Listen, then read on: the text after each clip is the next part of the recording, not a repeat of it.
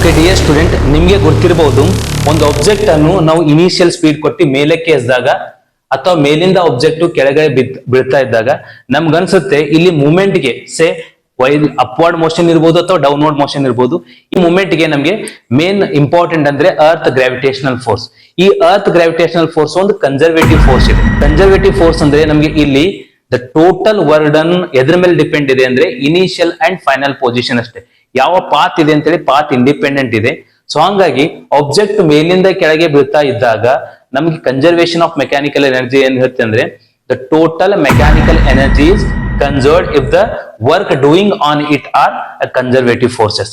ಯಾವುದೇ ಸಿಸ್ಟಮ್ ನಲ್ಲಿ conservative force ಇತ್ತು ಅಂದ್ರೆ total mechanical energy say sum of kinetic and potential energy is known as mechanical energy, and this energy is always conserved. So we will prove mathematically how this energy is conserved under free fall. ಅಂದ್ರೆ free fall cases ನಲ್ಲಿ ನಮಗೆ mechanical energy ಯಾವ ರೀತಿಯಾಗಿ ನಾವು prove ಮಾಡ್ಬೇಕಂತೇಳಿ ನಾವು ಈಗ discuss ಮಾಡೋಣ.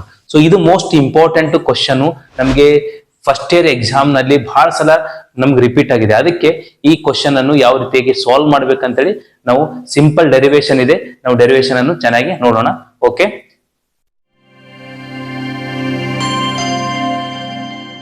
Dear students, ನಮ್ಗೆ ಈಗಲೇ ಗೊತ್ತಿದೆ ಏನಂದ್ರೆ ಯಾವುದೇ ಸಿಸ್ಟಮ್ ಮೇಲೆ ಟೋಟಲ್ ಮೆಕ್ಯಾನಿಕಲ್ ಎನರ್ಜಿ ಕನ್ಸರ್ವ್ ಆಗುತ್ತೆ. ಬಟ್ ಯಾವಾಗ ಆಗುತ್ತೆ ಅಂದ್ರೆ ಆ ಸಿಸ್ಟಮ್ ಮೇಲೆ ವರ್ಕ್ ಮಾಡುವಂತ ಫೋರ್ಸಸ್ ಕನ್ಸರ್ವೇಟಿವ್ ಫೋರ್ಸಸ್ ಆಗಿರ್ಬೇಕು. ಸೊ ಕನ್ಸರ್ವೇಟಿವ್ ಫೋರ್ಸಸ್ ಅಂದ್ರೆ ನಮ್ಗೆ ಗೊತ್ತಿದೆ those are not depends on the path taken, they depends on only initial and final position. Total work done for any close path is equal to 0 ಅಂತ ಇವೆಲ್ಲ properties ನೀವು ಓದಿರ್ತೀರಿ. So ಈ conservative force for example ನಾವು gravitational force ತೆಗೆದುಕೊಳ್ಳಿ, spring force ತೆಗೆದುಕೊಳ್ಳಿ, then electrostatic force ಇರಲಿ, magnetic force ಇರಲಿ, ಈ ಎಲ್ಲಾ ಫೋರ್ಸಸ್ ನಮಗೆ conservative force.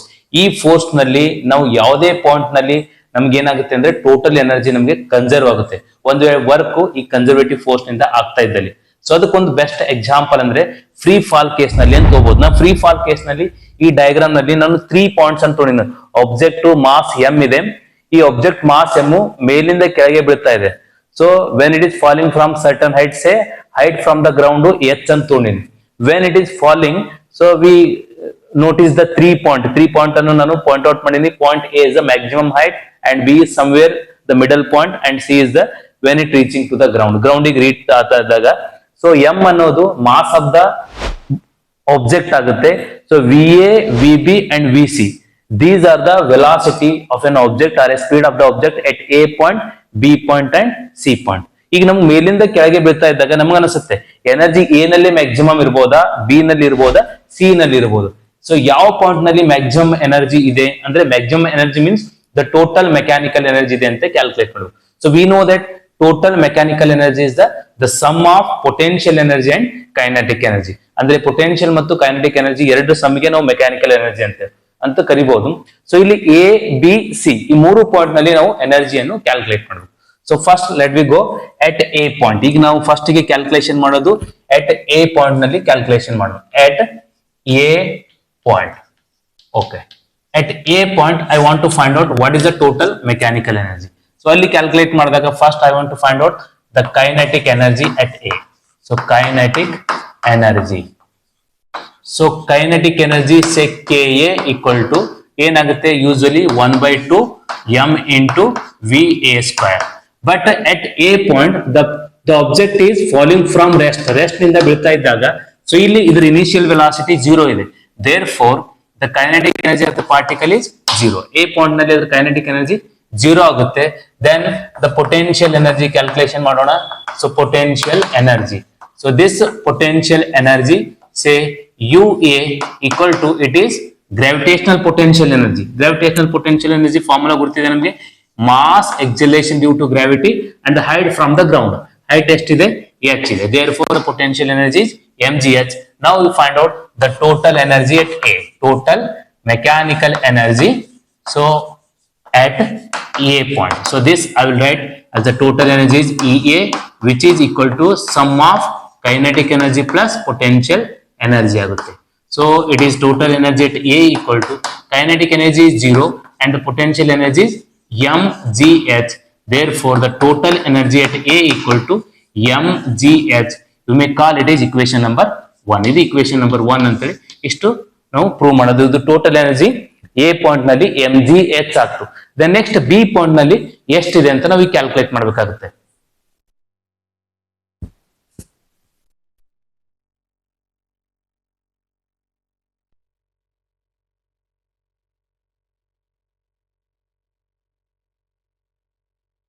So again we go for the total mechanical energy at B point. So next at B point. Okay. Again at B point ನಲ್ಲಿ ನಾವು calculation ಮಾಡಬೇಕಿದ್ರೆ again we find out that kinetic energy, say kinetic energy of the body, kinetic energy. So kinetic energy again at B is kb equal to 1 by 2 mvb square ಅಂತ ಬರೆದ್ರೆ ಸಾಕು. So ನಾವು the V B is not zero. ಈಗ ನಮಗೆ B point ನಲ್ಲಿ ಆ particle velocity or speed zero ಆಗೋದಿಲ್ಲ. ಯಾಕಂದ್ರೆ ಆಲ್ರೆಡಿ ಎ ನಿಂದ ರೆಸ್ಟ್ ನಿಂದ ರಿಲೀಸ್ ಮಾಡಿದಾಗ the particle have some velocity at this point. So what is this velocity at this point means again we use the kinematic equations. Kinematic equation ಅನ್ನು find out ಮಾಡಬೇಕು. So ಈ point ನಲ್ಲಿ final velocity V B square ಆಗುತ್ತೆ, then equal to initial velocity say va square plus so 2 into acceleration into height ಅಂತಿದೆ. So 2g is the acceleration, height is a y. Therefore we write vb square equal to va square is it is 0. Therefore vb square value is 2gy. Now we substitute this value in this equation. ಈ equation ಅಲ್ಲಿ substitute ಮಾಡಿದಾಗ say kb equal to 1 by 2 m into the value of vb square is 2gy ಆಗುತ್ತೆ. So 2 get cancel. Therefore kinetic energy at B point is set is mgy. Now I want to find out again the potential energy. Say potential energy at the same point. Potential energy at B point is again mass, acceleration due to gravity and the height from the ground. Already ನಮಗೆ ಇಲ್ಲಿ y distance cover ಆದಾಗ total remaining distance h minus y ಆಗುತ್ತೆ. So this is the h minus y. Now substitute this, it is say h minus y. So again the total mechanical energy so at B point, so this total energy at B point which is equal to again sum of kinetic plus potential energy ಅಂತ ಬರ್ಕೊಳ್ಬೇಕು. So it is energy at B point equal to kinetic energy is say mgy, so plus potential energy is mg h minus y ಆಗುತ್ತೆ. Now this mgy as it is and second multiply mg with h and y. ಇವೆರಡು ಜೊತೆ multiply ಮಾಡಿದಾಗ mg h minus mg y ಆಗುತ್ತೆ. Say here plus mgy minus mgy get cancel. Again the energy at B is equal to mgh. So now you call it is equation number 2. ಅಂದ್ರೆ B ನಲ್ಲಿ total mechanical energy ಕೂಡ mgh ಅಂತೆ ಬಂತು. So now when it reaches to the ground, ಈಗ ground ಗೆ ಬಂದಾಗ ಎಷ್ಟಾಗುತ್ತೆ total energy ಅಂತ ನಾವು ಕ್ಯಾಲ್ಕುಲೇಟ್ ಮಾಡಿ. Okay, when the particle reaches to the ground, ನಾವು I want to find out what is the kinetic energy. ಮತ್ತೆ ಗ್ರೌಂಡ್ ಗೆ ರೀಚ್ ಆಗೋತ್ನಾಗ ಕೈನೆಟಿಕ್ ಎನರ್ಜಿ ಎಷ್ಟು, ಸೇ ಸಿ ಪಾಯಿಂಟ್ ನಲ್ಲಿ. So kinetic energy again the same formula, kinetic energy at C, Kc equal to 1 by 2 mvc square.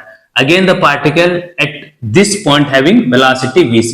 ಮತ್ತೆ ನಾವು ಕೈನೆಮೆಟಿಕ್ equation ಇಂದ calculation ಮಾಡಬೇಕು. ಸೇ vc square equal to means final speed square equal to initial speed say va square ನಿಂದ drop ಮಾಡ್ತಾ ಇದ್ದೆವು, then plus 2g and how much the height, how much the distance is covered by this particle, ಇಲ್ಲಿಂದ ಇಲ್ಲಿವರೆಗೆ ಅಂದ್ರೆ ನಮಗೆ ಎಷ್ಟಾಗುತ್ತೆ 2g h ಆಗುತ್ತೆ. Again start from rest ಅಂದಾಗ ಈ ವ್ಯಾಲ್ಯೂ 0 ಆಗುತ್ತೆ. So vc square we can prove that it is 2gh. now we can use here ಈ vc square values ಅನ್ನು ಇಲ್ಲೇ ಬರೆದಾಗ say kinetic energy at C is 1 by 2 m vc square is say 2gh ಆಗುತ್ತೆ. so 2 to get cancel. again kinetic energy at C is equal to mgh. now next the potential energy at that point, potential energy. again the potential energy say u potential energy at C point which is equal to mass, acceleration due to gravity and height from the ground. Height from the ground, when it reaches to the ground means the height is 0. therefore the potential energy is 0. potential energy 0 aguttu. then the total mechanical energy, say total mechanical energy So at C point, so at C point is, so total energy say EC equal to the sum of kinetic energy plus potential energy, same baribeku. Then energy at C equal to kinetic energy is mgh plus potential energy is 0. Therefore finally we get the energy is equal to mgh. Now we call this equation is equation number 3. So now in all three cases, ನೋಡಿ A point ನಲ್ಲಿ energy mgh, B point ನಲ್ಲಿ energy mgh and C point ನಲ್ಲಿ ಕೂಡ energy mgh.